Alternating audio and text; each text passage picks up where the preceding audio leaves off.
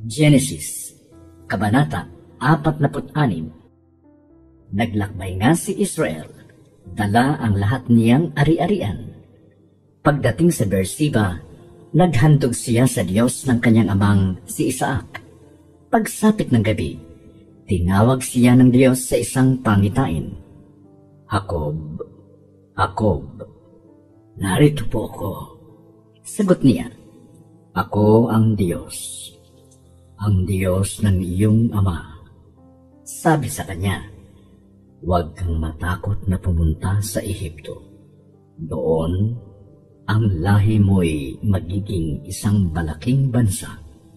Sasamahan ko kayo roon at ibabalik muli rito. Nasa piling mo si Jose kapag ikaw ay namatay. Mula sa Beersheba'y naglakbay si Jacob. Siya at ang kanyang mga apo at mga manugang ay isinakay ng kanyang mga anak sa mga karwaheng ipinadala ng Faraon. Dinala rin nila sa Ehipto ang kanilang mga kawan at kagamitan mula sa Kanaan.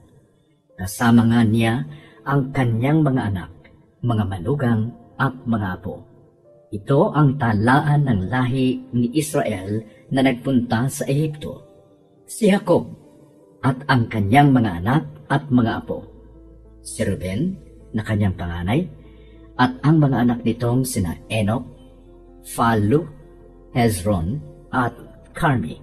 Si Simeon at ang mga anak nitong sina Jemuel, Jamin, Ohad, Jakin, Zohar at si Saul na anak ng babaeng taga-Kanaan. Si Levi at ang mga anak nitong sina Gershon, Kohat at Merari. Si Huda at ang mga anak nitong sina Sela, Fares at Zara. Si at Onan ay namatay sa Kanaan. Ang mga anak ni Fares na sina Hezron at Hamul. Si Isakar at ang mga anak nitong sina Tola, Pua, Hob at Simron. Si Zebulun at ang mga anak nitong sina Sered, Elon at Jalil. Ito ang mga anak at apo ni Jacob kay Leah na pawang ipinanganak sa Mesopotamia. Kabilang dito si Dina, ang anak na dalaga ni Jacob. 33 silang lahat. Kasama rin dito si Gad at ang mga anak nito na sina Ziphion, Hagwi, Suni, Ezbon, Eri, Arodi at Areli. Si Asher at ang mga anak nitong sina Jimna, Isua, Isui, Beria at ang babaeng kapatid nilang si Sera. Ang mga anak ni Beria ay sina Heber at Malkiel. Ang mga anak at mga apo ni Jacob kay Zilpa, ang aliping ibinigay ni Laban kay Leah ay 16. Kabilang din sa talaang ito ang mga anak at mga apo ni Jacob kay Raquel, sina Jose at Benjamin, sina Manases at Ephraim. Mga anak ni Jose kay Asenat na anak ni Potifera na pari sa Heliopolis. Ang dalawang ito'y sa Ehipto isinilang. Ang mga anak ni Benjamin ay sina Bela, Beker, Asbel, Gera, Naaman, Ehi, Ros, Mupim, Hupim at Ard. 14 ang mga anak at mga apo ni Jacob kay Raquel. Kabilang pa rin dito si Dan at ang bugtong niyang anak na si Husim at si Neftali at ang mga anak nitong sina Jaziel, Guni, Jeser at Silem.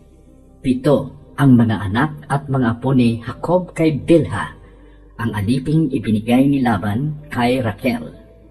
66 ang mga anak at mga apo ni Jacob na nagpunta sa Ehipto.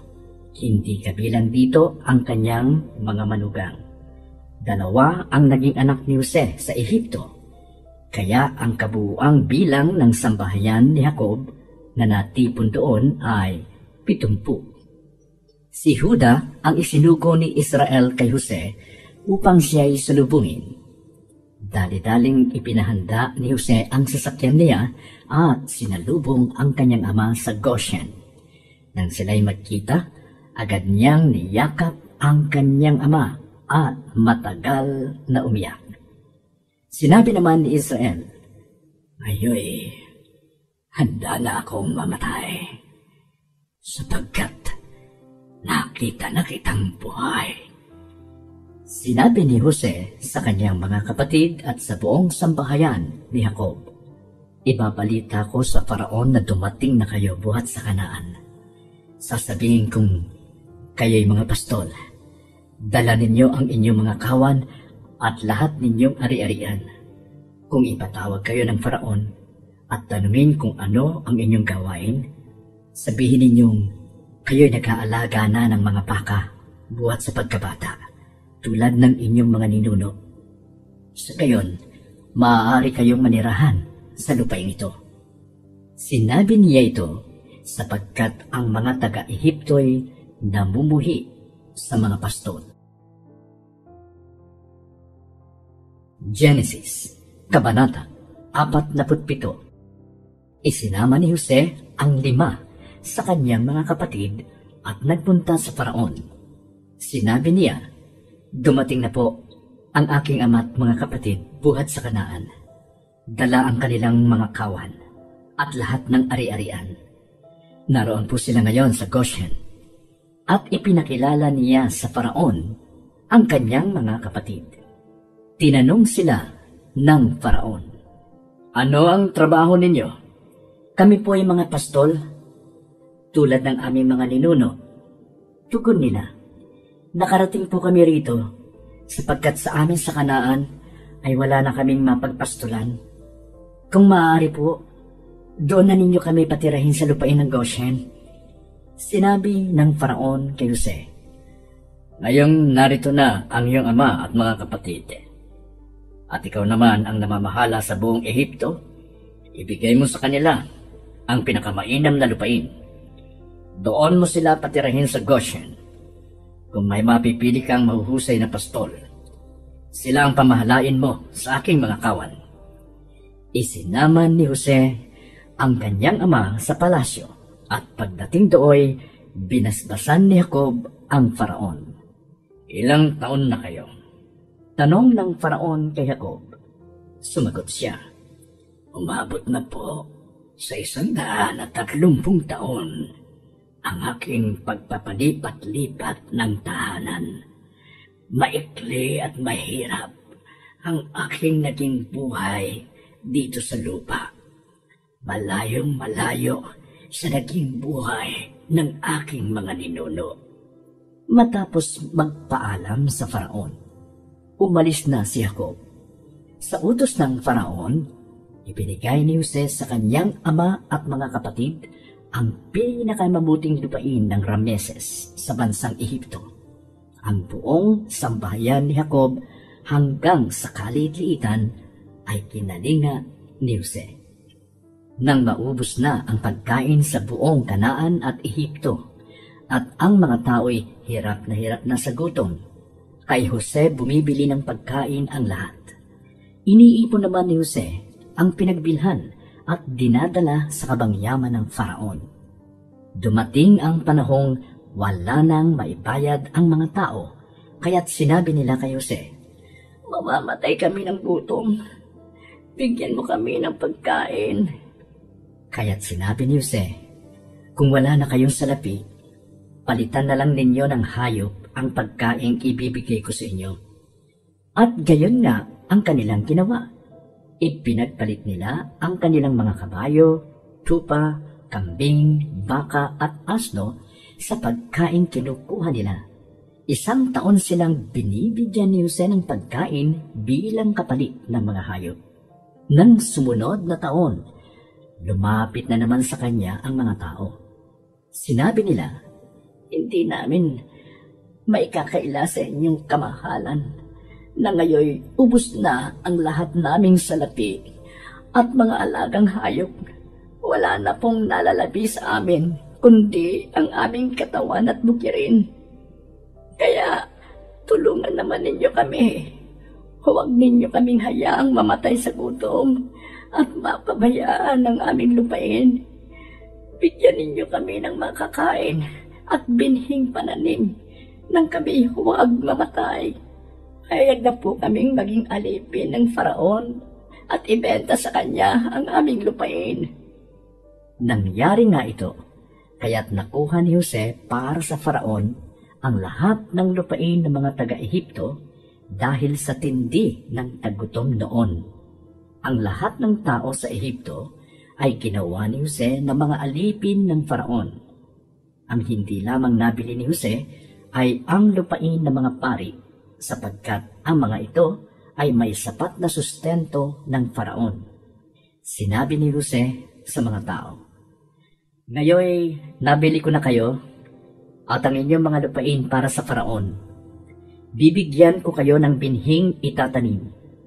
Ibibigay ninyo sa Faraon ang ikalimang bahagi ng inyong aanihin.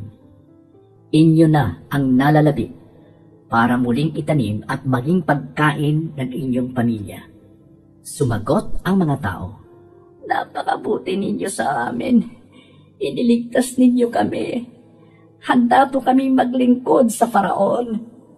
Mula noon, ginawang batas ni Jose sa lupain ng Ehipto na ang ikalimang bahagi ng ani ay para sa Faraon.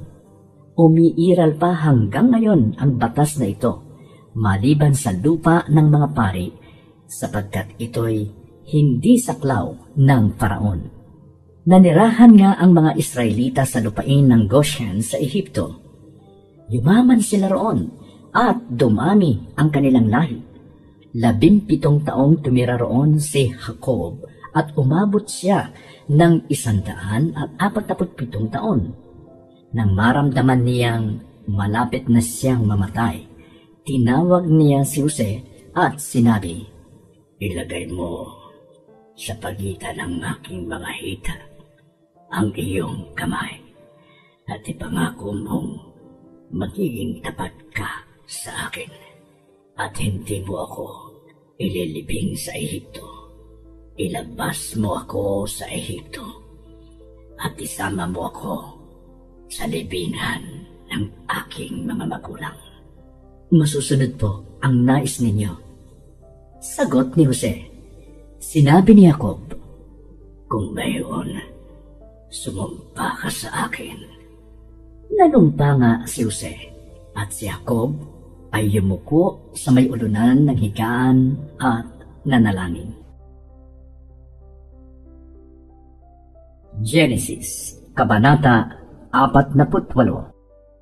Nabalitaan ni Jose na may sakit ang kanyang ama, kaya't isinama niya ang 2 anak na lalaki, sina Manases at Ephraim, at dinalaw ang matanda. Nang sabihin kay Jacob na dumating si Jose, nagpilit siyang bumangon at naupo sa kanyang higaan. Sinabi niya kay Jose, "Nang ako'y nasa luz, nagpakita sa akin ang makapangyarihang Diyos at binasbasan ako.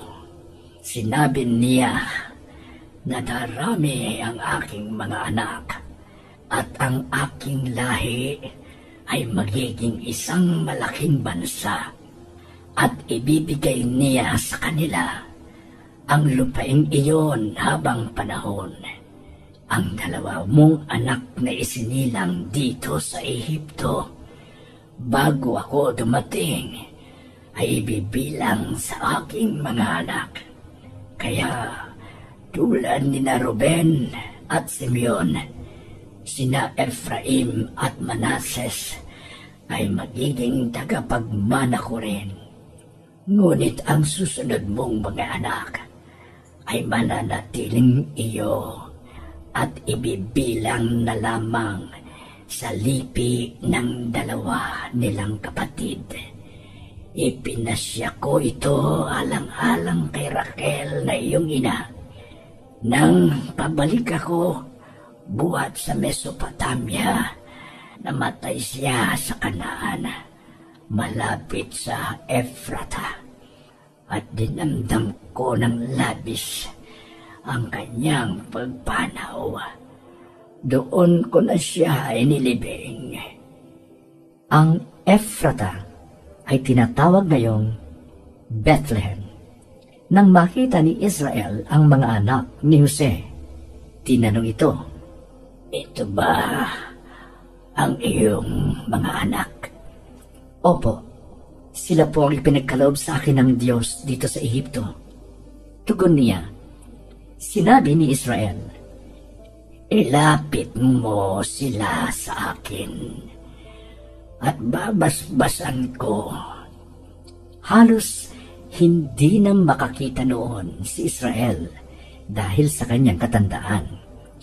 Inilapit nga ni Jose ang mga bata at sila'y niyakap at hinagkan ng matanda.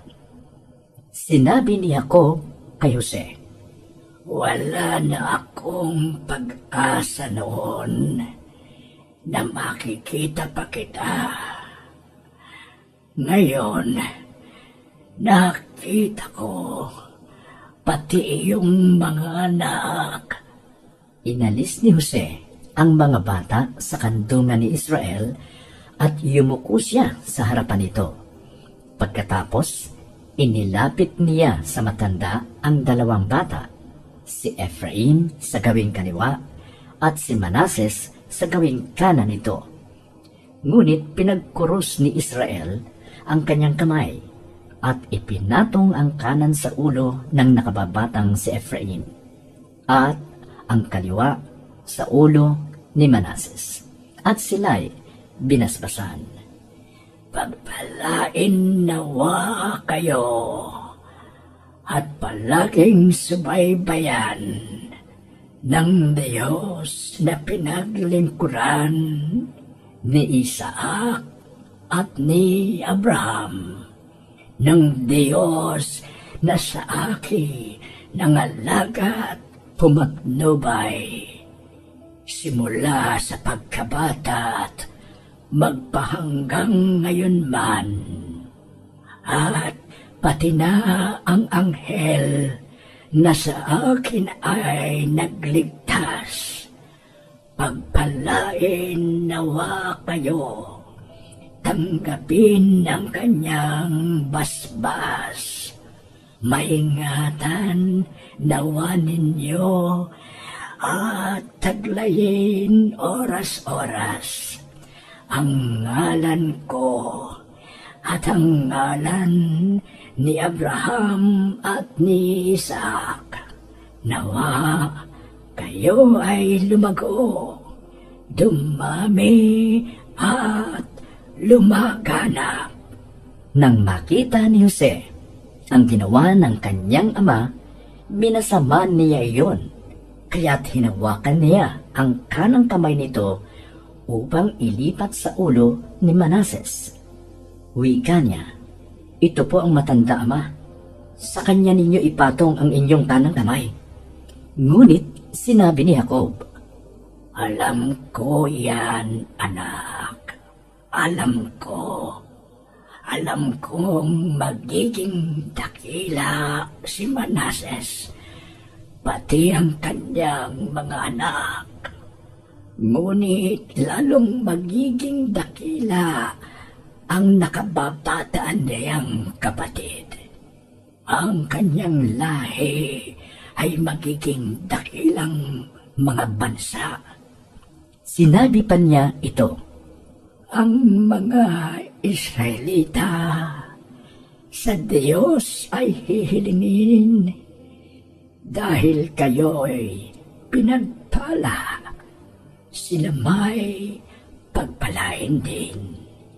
Sa kanilang kahilingan, ganito ang sasabihin: kayo nawa ay matulad kay Ephraim at Manases." Sa ganitong paraan, ginawa ni Jacob na una si Ephraim kay Manases. Pagkatapos nito, sinabi ni Israel, "Jose, ako'y mamamatay na. Ngunit, huwag kang mapabahala. Sasamahan ka ng Diyos at kayo'y ibabalik niya sa lupain ng inyong mga ninuno. Ikaw ang tanging magmamana ng Shechem na nakuha ko sa mga Amoreo sa pamamagitan ng aking tabak at pana.